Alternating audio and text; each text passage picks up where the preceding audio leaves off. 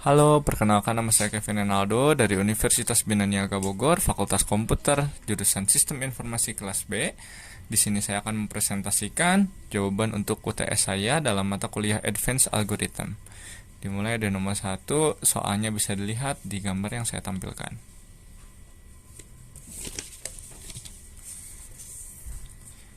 Pertama-tama untuk nomor 1A, kita disuruh untuk menggambarkan graf dari data yang diketahui seperti di tabel berikut.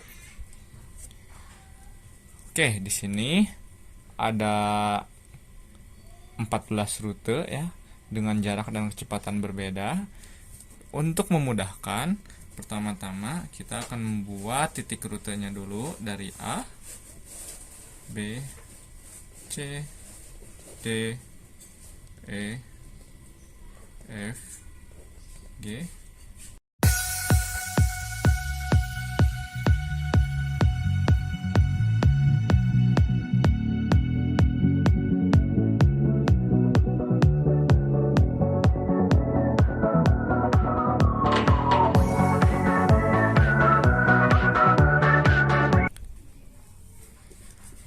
Oke, baiklah, ini adalah tampilan dari graf atau soal yang nomor 1A. Ini adalah grafnya. Oke, baik, kita lanjutkan untuk nomor yang 1B dan 1C.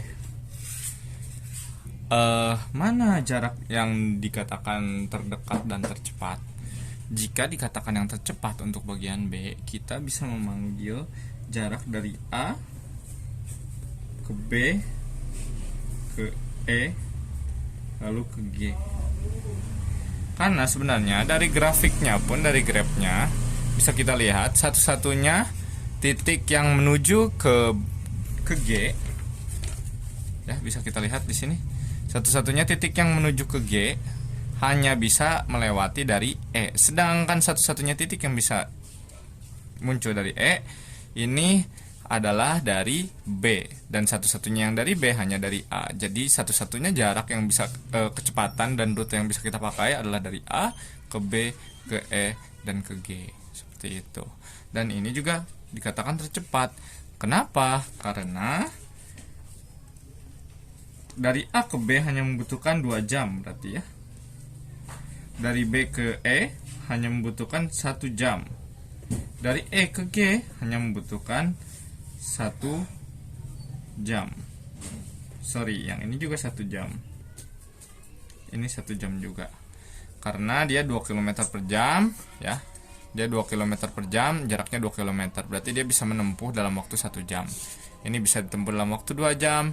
Ini bisa ditempuh dalam waktu 1 jam. Seperti itu. Maka jarak kecepatan yang bisa dipakai dari A menuju ke G itu adalah, maaf ini 2 jam ya, kutukar, adalah 4 jam. Seperti itu. Nah, sedangkan untuk yang bagian C ini dikatakan yang terdekat ya. Tapi kalau misalkan kita mengikuti jalur yang punya informasi jarak dan jalurnya, tetap jalurnya ini A ke B ke E ke G. Tapi jika kita asumsikan jarak terdekat dari A ke G, ini bisa kita pakai dari A ke B ke C lalu ke G. Karena di sini G ke C ini ada jalurnya sendiri. G ke C ya. G ke C ada jalurnya sendiri. Jadi artinya kita bisa dari C juga ke G, tapi di sini tidak ada informasi berapa lamanya. Makanya itu jalur dari C langsung ke G ini tidak bisa kita pakai untuk yang 1B. Seperti itu. Maka dari itu yang C, A ke B ke C ke G. Dengan jarak yang ada 2 km, B ke C 1 km, C ke G adalah 1 km. Totalnya adalah 4 km. Tetapi jika kita memang menemukan grafiknya ini, jika mengikuti grafik ya. Jika mengikuti grafik alur atau rute grafik grafnya, maka tetap dari A ke B ke E ke G dengan jarak 2 km, B ke E nya 2 km, E ke G nya adalah 3 km. Totalnya 7 km ya. Ini adalah jarak terdekat. Ini adalah alur jarak tercepat. Oke. Baiklah, sekarang kita akan membahas nomor 2 bagian A dan B ya. 2A dan 2B. 2A ini kita mencari minimumnya, 2B kita mencari maksimumnya dari RP 157. Oke, di sini kita akan memakai cara minimisasi dan maksimasi ya. Nah, di sini cara yang bisa kita lakukan untuk meminimumkan lembar dari uang yang akan kita pakai untuk berjumlah 157, kita bisa ambil dari yang paling besar dulu. Yang paling besar kita habiskan. Karena di sini 50 mempunyai 2 lembar, kita habiskan 50-nya. Lalu kita habiskan 20-nya. Tapi perhatikan, di sini 20-nya memang mempunyai 3 lembar, ya. Namun yang kita butuhkan adalah 157. Kalau kita masukkan 3 lembar 20 ke dalam sini, ini akan menjadi totalnya 160. Sudah kelewatan ya dari yang kita butuhkan.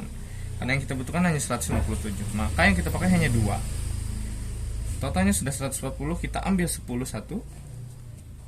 Dari 2 lembar, kita ambil 5 satu lembar. Dan kita ambil 2 satu lembar. Jadi kita tidak perlu memakai lembar yang paling kecil untuk meminimumkan lembar yang akan kita pakai untuk mendapatkan Rp157 dengan lembar yang seminimum mungkin. Nah, ini adalah hasil dari minimumnya.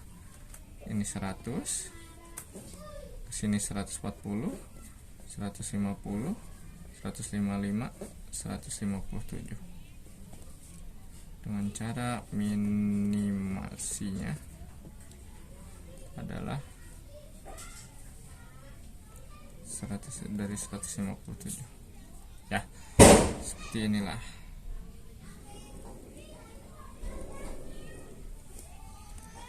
Jadi yang kita butuhkan hanya 2 lembar, 3 lembar, 4 lembar, 5 lembar, 6 lembar, hanya 7 lembar. 7 lembar ya.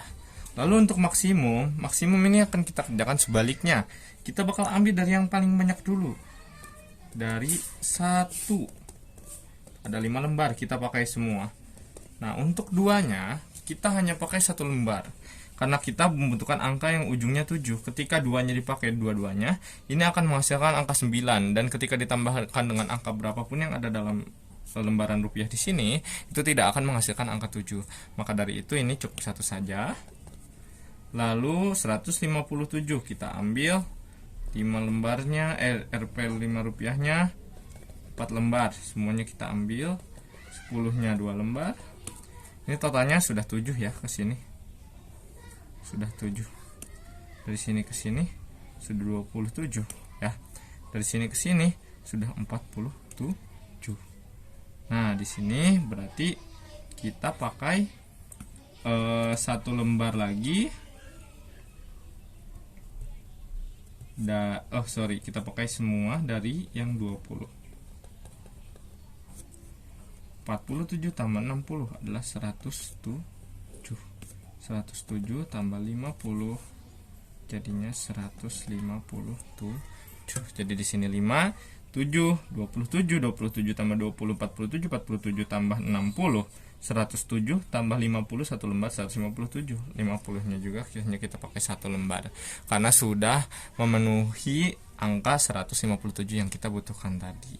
Seperti itu. Maka maksimasi Dari 157 ada 5 lembar, 6 lembar, 10 lembar, 11 lembar, 12 lembar, 15 lembar, 16 lembar.